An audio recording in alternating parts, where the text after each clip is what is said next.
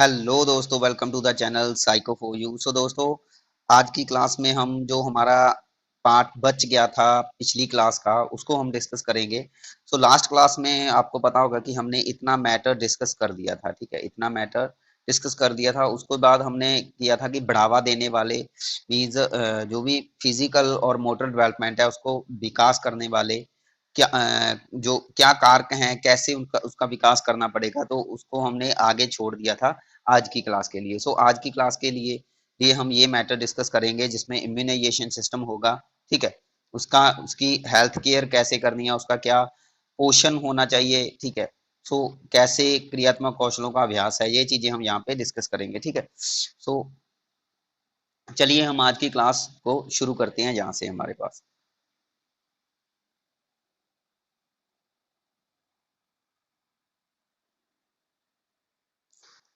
So guys, immunisation system में हम यहाँ पे देख सकते हो कि कह रहे हैं शाला पूर्व बच्चे प्राय जुकाम, श्वसन संबंधी कुछ बीमारियां या टॉन्सिल्स, कर्मन और त्वचा संबंधी कुछ एलर्जी जैसे होती हैं। सो इन बीमारियों से लगभग वह ग्रस्त रहते हैं। जहाँ उनके लिए मीन्स हम कह सकते हैं कि क्योंकि बच्चे जहाँ पे मिट्टी वगैरह में खेलते हैं, बच्चे कहीं भी अपने हाथ पांव लगा देते हैं, है ना, तो कुछ ना कुछ इन्फेक्शन हो गई, एलर्जी हो गई, उसको हो सकती है बच्चों को। तो वह जुकाम, बीमारी, खांसी, इस थोड़ी थोड़ी बीमारियों से वह ग्रस्त लगभग रहते हैं। तो कह रहे हैं माता निकलना, कन पीड़े और खसरे जैसी बीमारियां हैं। ठीक है, तो बढ़ते हुए वर्षों के साथ उनको लगभग होती रहती हैं। तो कह रहे हैं इस प्रकार की कुछ बीमारियों की रोकथाम के लिए यहाँ पे हमारे पास इम्यूनाइजेशन सिस्टम को मैनेज करना, ठीक है, ये जरूरी होता है। तो हमारे पास यहाँ पे कह रहे हैं शैशवावस्था और 13 से लगभग 36 महीने की अवस्था के दौरान हम इम्यूनाइजेशन सिस्टम में के बारे में पहले कुछ पढ़ चुके हैं। ठीक है, सो इस इम्यूनाइजेशन सिस्टम के बाद जो टीकाकरण के बाद शाला पूर्व बच्चों में जो बूस्टर खुराक की यहाँ पे जरूरत पड़ती है।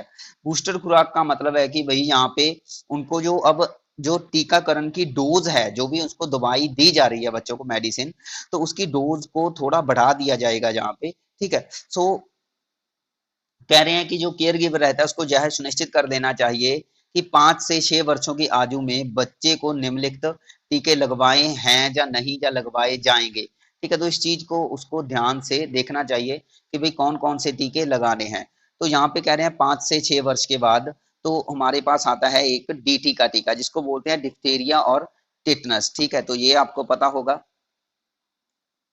डिप्थीरिया और जो टेटनस रहती है उसका टीका। ठीक है, सो डिप्थीरिया और टेटनस का टीका यहाँ पे आता है हमारे पास।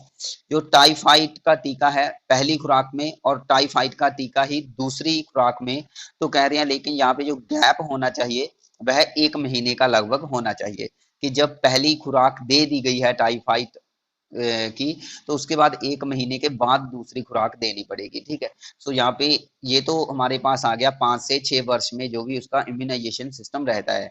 इसके बाद हमारे पास यहाँ पे कुछ शेड्यूल दिया गया है। इसको इस पूरे शेड्यूल को आप देख सकते हो, यह 16 वर्ष तक जन्म से लेकर के 16 वर्ष तक का शेड्यूल दिया गया है।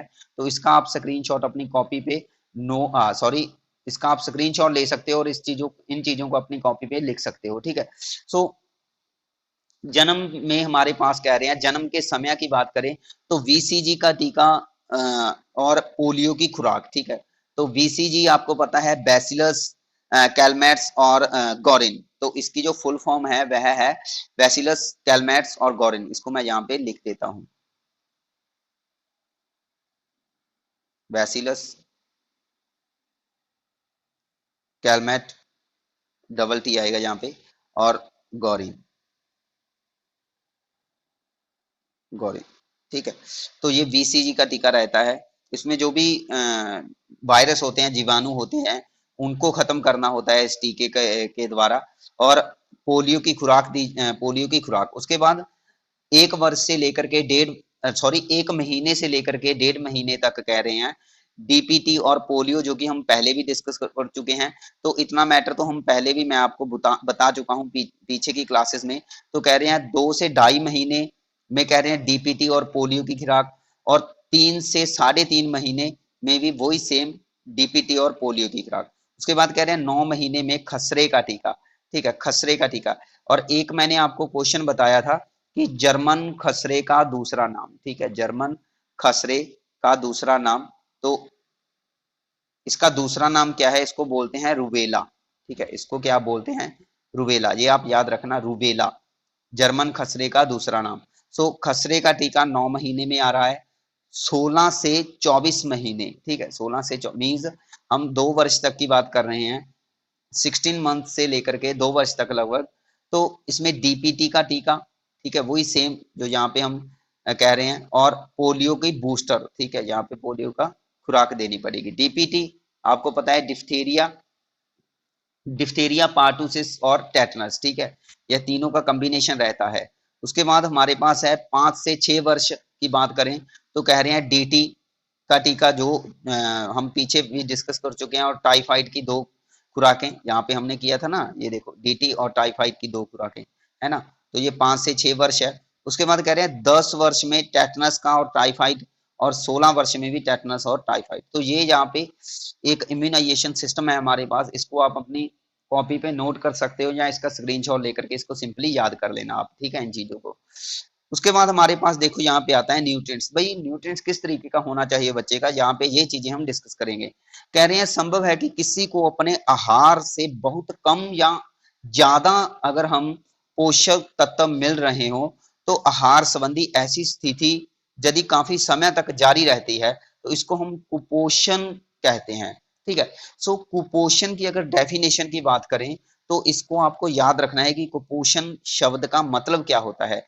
इसका मतलब होता है या तो अल्प पोषण या अति पोषण। अल्प पोषण का मतलब होता है कि भाई भोजन की कमी, जो भी न्यूट्रिएंट्स रहता है बच्चे का, कार्बोहाइड्रेट, प्रोटीन्स, विटामिन, जो भी मिनरल वगैरह वो लेता है बच्चा, ठीक है। सो अगर वह बहुत ही कम मात्रा में लगातार ले रहा है जो भी न्यूट्रिएंट्स है, तो वह कुपोषण का शिकार हो जाता है। लेकिन कम मात्रा में ले रहा है तो वह अल्प पोषण में चला गया है, ठीक है। और अगर कई बार बच्चे ऐसे होते हैं कि बहुत ही ज्यादा, ठीक है, मीन्स जरूरत से ज्यादा लगातार खाना, तो काफी समय तक अगर वह जरूरत से ज्यादा खाते हैं तो वह अति पोषण में चले जाते हैं, तो वो भी एक तरीके का कुपोषण ही होता है। तो ना तो जरूरत से ज्यादा खाना चाहिए और ना ही बहुत कम खाना चाहिए। जितना हमारी बॉडी को न्यूट्रिएंट्स चाहिए जस्ट उतने लेने चाहिए, उसको ही हम संतुलित आहार बोलते हैं, ठीक है। सो कुपोषण शब्द का मतलब ही ये है कि जब बच्चे कुपोषित होते हैं या कुपोषण की बीमारी उनको लगती है, तो इट मीन्स जहाँ तो भोजन उनको अच्छे तरीके से नहीं मिल रहा, अल्प मात्रा में भोजन मिल रहा है, भोजन की कमी हो रही है, तो जहाँ फिर वह जरूरत से ज्यादा खा रहे हैं, ठीक है, तो भी वह कुपोषण के शिकार हो सकते हैं।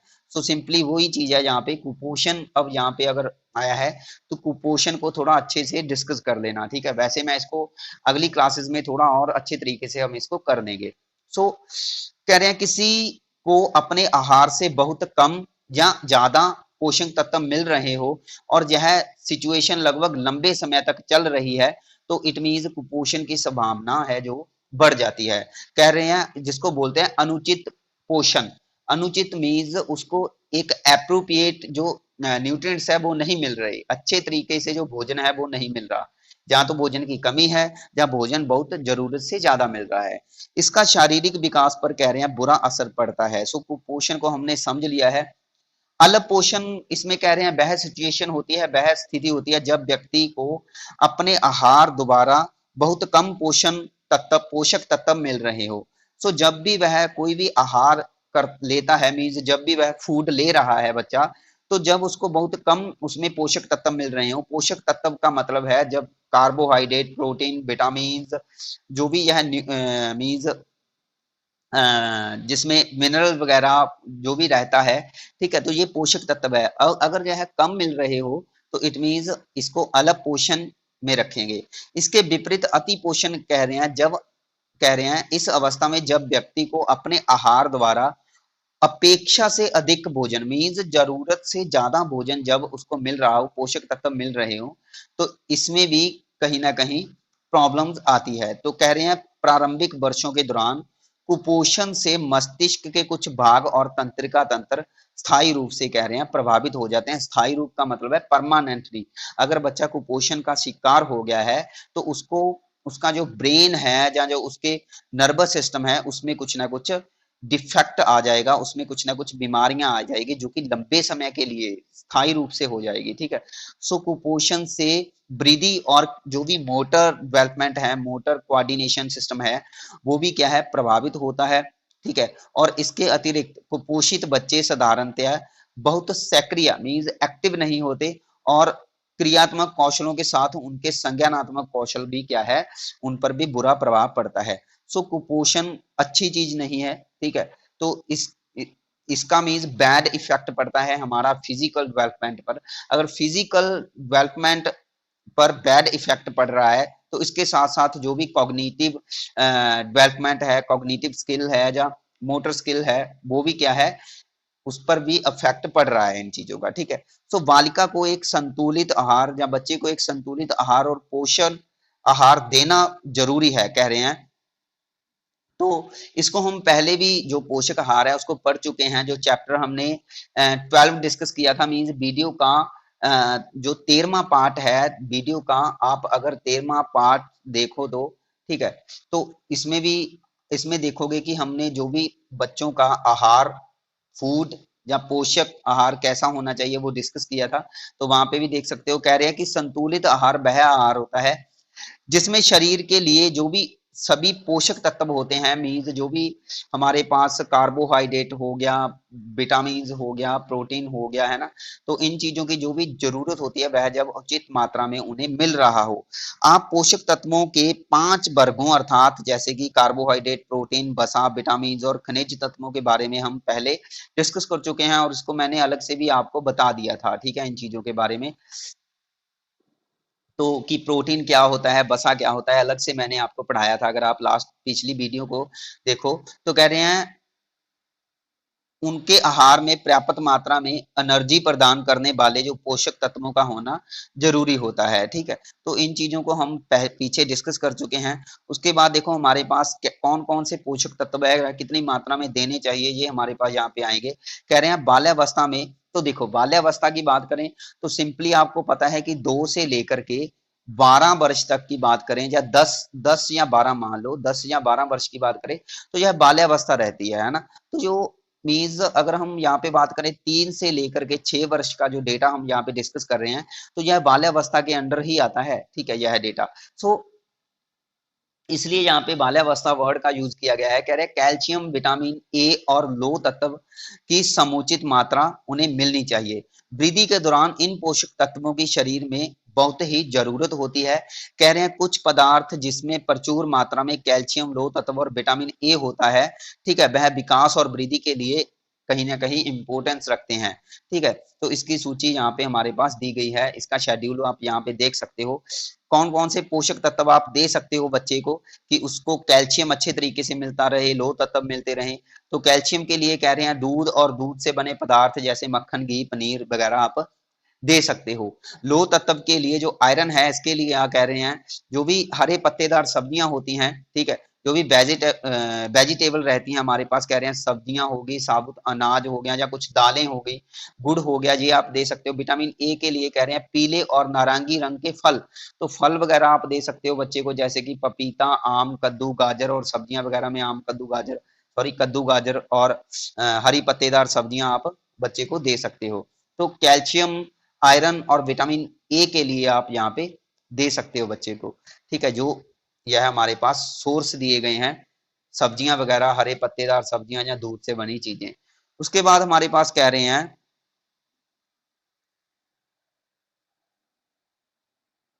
हाँ जी, उसके बाद कह रहे हैं शाला पूर्व बच्चों को एक दिन में आप 2 गिलास दूध और 3 मुख्य आहार दे सकते हैं। मुख्य आहारों के बीच आपको उन्हें ऊर्जा, प्रोटीन, कैल्शियम, विटामिन ए और लोह तत्व युक्त मीन्स कह रहे हैं अल्पाहार भी देना पड़ेगा। मीन्स इसमें कुछ ऐसा आहार देना पड़ेगा जिसमें उसको प्रोटीन मिले, उसको एनर्जी मिले, ठीक है, कैल्शियम, विटामिन ए और लोहा जो उसको है, सॉरी आयरन जो तत्व है वो भी उसको मिलता रहे। तो इसके बाद हमारे पास यहाँ पे कह रहे हैं कि सुबह के नाश्ते में और दोपहर और रात्रि के भोजन में जो कि 3 मुख्य आहार हैं, इसको आपको ध्यान से देखना पड़ेगा। कह रहे हैं इनमें बालिका वही खा सकती है जो परिवार के अन्य सदस्य उस समय खाते हैं। तो माँ को हर हाल में यह ध्यान देना पड़ेगा कि भाई बालिका सुबह का नाश्ता जरूर खाए। ठीक है, तो कह रहे हैं रिसर्च जो है वह यह दर्शाती है कि एक संपूर्ण पौष्टिक सुबह का नाश्ता बालिका को शारीरिक रूप से एक्टिव और भली भांति ध्यान मगन मीन्स अपने माइंड को कंसंट्रेट करने में क्या है, सहायता करता है।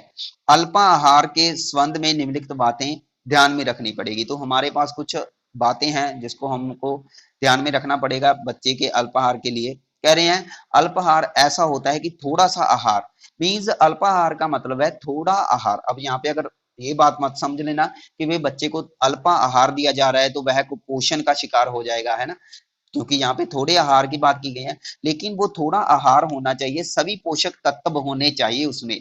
मीन्स यहाँ पे अल्पा आहार का मतलब ये नहीं है कि थोड़ा भोजन, यहाँ पे थोड़ा भोजन दिया जाए लेकिन उस भोजन में सभी पोषक तत्व होने चाहिए। तो पोषक तत्व थोड़े नहीं होने चाहिए, अल्प आहार थोड़ा हो सकता है। ठीक है, अगर पोषक तत्वों की कमी हो गई तो वह कहीं ना कहीं कुपोषित हो जाएंगे बच्चे, कह रहे हैं। ठीक है, तो अगर आप बहुत अधिक मात्रा में आहार दे देते हो तो मुख्य आहार के लिए बालिका की भूख मर जाती है। ठीक है, सो वह जो मुख्य आहार रहता है उसको नहीं खा पाएंगे, कह रहे हैं बच्चे। ठीक है, इसके बाद हमारे पास कह रहे हैं उस भोजन हम सभी उस भोजन को खाना पसंद करते हैं जो दिखने में, कह रहे हैं, रंग बिरंगे होते हैं, आकर्षक होते हैं। तो शाला पूर्व बच्चों के मामले में भी भोजन को एक आकर्षक ही होना पड़ेगा और भी ज्यादा महत्व रखता है। तो अगर बच्चों की बात करें तो उनको भी ऐसा भोजन ही अच्छा लगता है कि रंग बिरंगा और आकर्षक हो। छोटे बच्चे बहुत सक्रिय होते हैं, कह रहे हैं, वह अपने आसपास के वातावरण का अन्वेषण लगातार करते रहते हैं जिसके कारण खाने में उनका ध्यान आसानी से भटक जाता है। ठीक है, किसी अन्य वस्तुओं की ओर वह जल्दी से अट्रैक्टिव हो जाते हैं और खाने की चीजों पर उनका ध्यान नहीं रहता। ठीक है, तो यहाँ पे कह रहे हैं कि उन्हें उन्हें कटलेट, बिस्कुट, सैंडविच वगैरह विभिन्न आकारों के अल्पाहार देने से उनके ध्यान को बटाया जा सकता है। मीन्स उनको हम ऐसी चीजें दे सकते हैं जिनसे उनका ध्यान है जो वह दूसरी चीजों पर ना जाकर के खाने की चीजों पर ही पड़े। तो उन्हें आप कटलेट वगैरह, बिस्कुट वगैरह, ठीक है, सैंडविच वगैरह दे सकते हो। कह रहे हैं शाला पूर्व बच्चों के लिए आहार और अल्पाहार का आयोजन करते समय तो इसको आपको मैनेज करना पड़ेगा, इसकी प्लानिंग करनी पड़ेगी कि भाई किस तरीके का आहार किस टाइम पे उसको देना पड़ेगा। कह रहे हैं करते समय आपको उनकी पसंद और नापसंदगी के बारे में भी, इन बातों को भी ध्यान रखना पड़ेगा कि बच्चों को कौन सा खाना अच्छा लगता है और कौन सा खाना उन्हें नहीं अच्छा लगता। और जो खाना उन्हें अच्छा नहीं लगता, तो हमने जैसे लास्ट वीडियो में डिस्कस किया था कि बच्चों को कई बार ऐसा होता है कि पालक की सब्जी अच्छी नहीं लगती है ना, तो पालक को आप क्या कर सकते हो कि उसको उसके पराठे बना करके बच्चे को दे सकते हो सुबह के नाश्ते में, है ना, कि शायद बच्चा पराठे खा ले और उसमें पालक उसको मिल जाती है तो आयरन उसको मिल जाए। ठीक है, सो ऐसी ऐसी चीजें कि आप उसको उसका अलग तरीके से मीन्स उसको बना करके आप खवा सकते हो। ठीक है, इसके बाद हमारे पास कह रहे हैं कि बच्चों को दिया जाने वाला भोजन न तो बहुत गर्म होना चाहिए और न ही ज्यादा ठंडा होना चाहिए। यदि आहार ज्यादा कह रहे हैं सुवासित और अर्थात मसालेदार या बहुत मीठा या तला हुआ हो तो यह जो छोटे बच्चे होते हैं उनके मीन्स पाचन तंत्र में जो भी उनका डाइजेस्टिंग सिस्टम होता है उसके जो है अकॉर्डिंग नहीं होता, तो उसके स्वास्थ्य पर थोड़ा बुरा प्रभाव पड़ता है कि बच्चे का पेट वगैरह भी दुखने लग सकता है। ठीक है, बच्चों को घबराहट हो सकती है। ठीक है, सो बच्चों को जो भी मीन्स हम कह सकते हैं बच्चे को उल्टियां वगैरह भी लग सकती है यहाँ पे। ठीक है, सो बच्चे को दस्त लग सकते हैं। जो ज्यादा तला हुआ या मसालेदार भोजन है वो ज्यादा नहीं देना चाहिए। हाँ, ये हो सकता है कि दिन में हम एक बार थोड़ी चीजें ऐसे हैं जो दे सकते हैं तली हुई, बट ज्यादा नहीं देनी चाहिए। ठीक है, हर मीन्स जो भी तीनों टाइम का आहार रहता है, मीन्स सुबह का, शाम का और दोपहर का, तो उसको हमने मैनेज करना पड़ेगा। तो रात को तो तली हुई चीजें बिल्कुल भी नहीं देनी चाहिए क्योंकि हमें पता है कि रात को तो सोना ही होता है और हमारी बॉडी एक्टिव नहीं होती। ठीक है, तो इन चीजों से बच्चे का पेट खराब हो सकता है। उसके बाद हमारे पास यहाँ पे कुछ ना कुछ सिस्टम दिया गया है, सॉरी शेड्यूल दिया गया है बच्चों के आहार को कैसे आप उसको मैनेज कर सकते हो। सो कह रहे हैं कौन कौन सी चीजें हमें करनी चाहिए और कौन सी चीजें नहीं करनी चाहिए। कह रहे हैं बालिका को दूध, हरी पत्तेदार सब्जियां, गाजर, आम, पपीता और विटामिन ए जो कि प्रचुर मात्रा में उनको देने चाहिए। इस तरीके का आहार उनको देना चाहिए। बालिका के बीमार होने पर मीन्स आहार के अंत ग्रहण पर रोक न लगाएं। मीन्स अगर बच्चा बीमार हो गया है तो उसके आहार के अंत ग्रहण पर रोक न लगाएं। मीन्स आहार वो अगर ले रहा है तो उन पर रोक न लगाएं, उनको लेने दे आहार। लेकिन आपको यहाँ पे ध्यान देना चाहिए कि जो आहार है वह थोड़ा हैवी नहीं होना चाहिए, हैवी फूड नहीं होना चाहिए। मीन उसमें तली हुई चीजें, फास्ट फूड वगैरह ऐसी चीजें नहीं होनी चाहिए, हल्की चीजें होनी चाहिए। आप इसको बिस्कुट वगैरह, डबल रोटी वगैरह, दलिया वगैरह दे सकते हो। यह सुनिश्चित सुनिश्चित करें कि बालिका आहार के समय कुछ मीन्स खुशी महसूस करें। तो ये भी चीजें महसूस करती है। कई बार ऐसा होता है ना कि कुछ चीजों का अगर हम मीन्स हमारा मन ही नहीं करता तो फिर वो चीजें हमारी बॉडी में जाकर के लगती भी नहीं है, ठीक है। सो जो चीजें आपका मन करता है मीन्स खाने को, तो वो चीजें खानी चाहिए। कुछ चीजें ऐसी होती है जैसे कि कई लोग होते हैं कि भाई उनका नॉन वेज खाने का नहीं मन करता, तो सिंपल बात है कि भाई ना खाओ, है ना। तो मीन्स जो चीजें खा करके हम खुश होते हैं या बच्चे खुश होते हैं वही चीज उसको देनी चाहिए।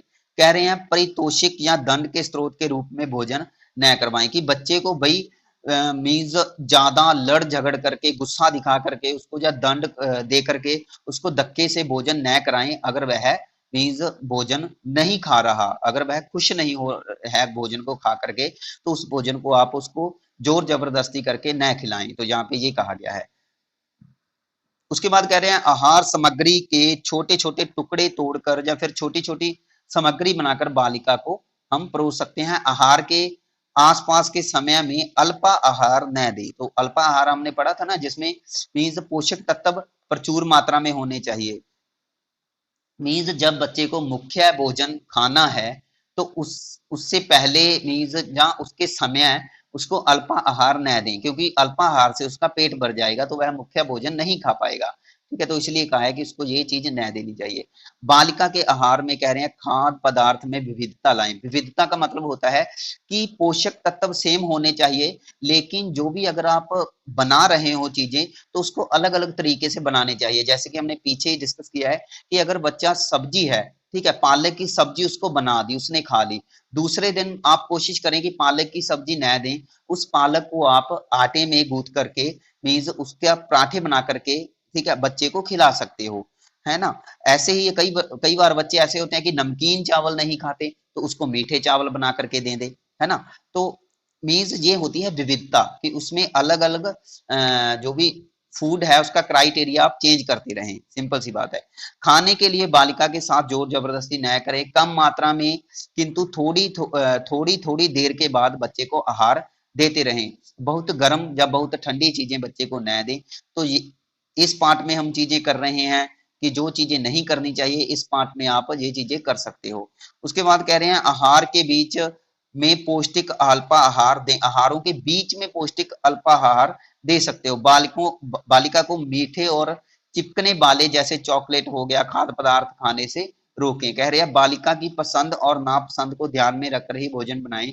बहुत सुवासित और मसालेदार भोजन न दें, बहुत ज्यादा, ठीक है। तो जो चीज हम पहले भी डिस्कस कर रहे हैं, बीमारी कह रहे हैं से ठीक होने के बाद बालिका को परोसे जाने वाले भोजन की मात्रा आम भोजन से अधिक दें। जब बच्चा ठीक हो जाता है, किसी बीमारी हो जाती है, बुखार वगैरह हो जाता है, तो उसके बाद जो भी आहार दे रहे हैं तो उससे थोड़ा ज्यादा मात्रा में आहार आप दे सकते हो। इसके बाद हमारे पास कह रहे हैं कि बालिका को आराम से एक जगह बिठा करके खाने की आदत डालें। मीन्स ऐसे नहीं है कि चलते फिरते खाना चाहिए, बच्चे को एक जगह पर बिठा करके खाने की उसको आप आदत डालें भी, भाई इस तरीके से बैठ करके आप खाना खाओ। ऐसा नहीं है कि आपने उसके हाथ में खाना दे दिया और वह बच्चा खा रहा है और दौड़ रहा है, चल फिर रहा है, खेल रहा है, ऐसा नहीं है, ठीक है। सो ये चीजें हैं जो आपको करनी पड़ेगी उसके आहार के समय। सो गाइज यह सोर्स आप देख सकते हो, यह कहाँ से लिया गया है। इंदिरा गांधी राष्ट्रीय मुमीज, जो भी इंदिरा गांधी यूनिवर्सिटी है, इग्नू है, वहां से यह मैटर लिया गया है सोर्स। तो यह सारा इग्नू की जो बुक्स है एनटीटी की, वहीं से ये चीजें उठाई गई हैं, ठीक है। तो होप के यहाँ पे आपको काफी चीजें पता चली होगी। सो गाइज यह वीडियो यहाँ पे समाप्त हो जाती है, यह क्लास हमारी। सो कल की क्लास में हम नेक्स्ट टॉपिक डिस्कस करेंगे। सो अगर आपको क्लास अच्छी लगी है तो प्लीज क्लास को जरूर वीडियो को जरूर लाइक करें। ऐसे ही हमारी रेगुलर क्लासेस चलती रहेंगी। चैनल को देखते रहें, चैनल के साथ जुड़े रहें। जिन्होंने सब्सक्राइब नहीं किया है चैनल को, वो चैनल को सब्सक्राइब कर दें। इससे हमें मोटिवेशन मिलती है, इससे हमें और काम मीन्स आप हम आपके लिए ज़्यादा से ज़्यादा काम करेंगे। आपका सब्सक्राइब और आपका लाइक, आपकी सपोर्ट ही हमें मोटिवेट करता है। इससे अच्छा लगता है मन को कि भाई हमारे साथ एक हमारी जो फैमिली है वो बन रही है। ठीक है, सो चैनल के साथ अगर आप बने रहोगे तो इट मीन्स आप हमारी फैमिली का ही एक पार्ट बन जाएगा। ये हमारी जो यह है हमारा एक चैनल है, यह एक पूरी फैमिली है। जो भी इसके साथ जुड़ जाता है तो उसके लिए हम कोशिश करते हैं चीजें बेहतर बनाने की। Thanks for watching.